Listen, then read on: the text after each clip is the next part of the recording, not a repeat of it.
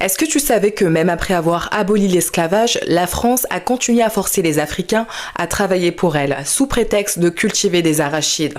On te dit souvent que l'esclavage c'est fini depuis le 19e siècle, mais en vérité, ils ont juste changé les mots, pas les méthodes. Aujourd'hui, on va parler d'un esclavage sans chaîne, un esclavage maquillé sous un joli mot, travail forcé colonial.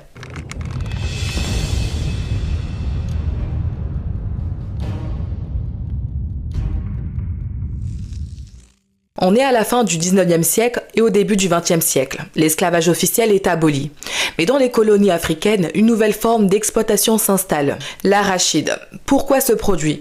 Parce que pour l'Empire français, c'est le jackpot. Avec l'arachide, on fabrique de l'huile, du savon, des graisses industrielles et surtout des millions de francs qui rentrent dans les caisses de la métropole. Mais au lieu de la cultiver en France, la production est imposée dans les colonies africaines, Sénégal, Guinée, Mali, Burkina Faso, Tchad. Comment produire à bas coût? Avec la force.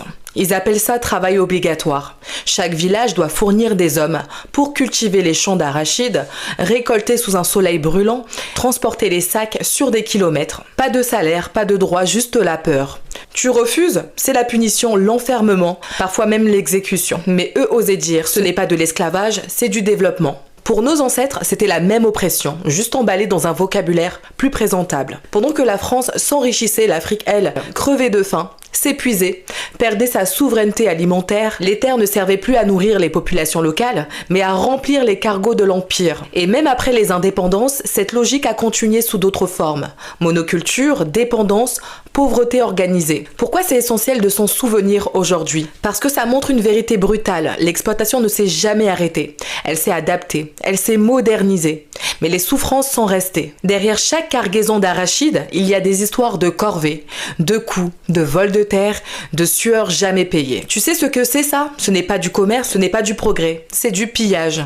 Un pillage maquillé en développement. Même aujourd'hui, ces logiques survivent. Accords commerciaux injustes, économie tournée vers l'exportation, population qui ne mange même pas ce qu'elle cultive. L'histoire de l'arachide, c'est un immense mensonge colonial. On nous dit l'esclavage est terminé. Non, on l'a juste renommé. On a retiré les chaînes, mais on a laissé les fouets invisibles, les impôts, la peur, la faim. Pendant que la France faisait du savon, de l'huile et de l'argent, l'Afrique donnait sa terre, sa sueur et souvent son sang. Et ils ont appelé ça développement. Mais pour nos ancêtres, c'était toujours la même chose. Pas de salaire, pas de choix, pas de respect, juste l'ordre colonial. Et la logique impériale, produire pour l'autre, mourir pour l'Empire. Et aujourd'hui encore, les héritiers de ce système viennent nous dire qu'on est pauvre par manque de travail. Mais la vérité, c'est qu'on a été appauvris à force de travailler pour les autres. L'arachide, c'est le symbole parfait de l'impérialisme déguisé. Ils ont aboli l'esclavage sur le papier, mais ils ont gardé les mêmes méthodes. Forcer les Africains à travailler pour les autres, voler la terre, détourner les récoltes, et appeler ça développement. Ils ont juste changé les chaînes en quotas, les fouets en taxes, les colons en multinationales. L'impérialisme, c'est l'art de continuer à piller un peuple, tout en lui faisant croire qu'il est libre. Quand tu regardes l'histoire de l'arachide, tu regardes l'histoire actuelle de nos matières premières. Cacao, coton, café, uranium, coltan, pétrole. Toujours les mêmes schémas. On produit, ils s'enrichissent. On sue, ils engrangent. On crève, ils négocient. Aujourd'hui encore, nos terres produisent ce que les autres nous imposent, pas ce que les peuples consomment. Et quand on ose vouloir récupérer nos ressources, on nous parle de crise, de sanctions, de rupture des accords, exactement comme hier quand ils bombardaient les rois africains qui refusaient de se soumettre.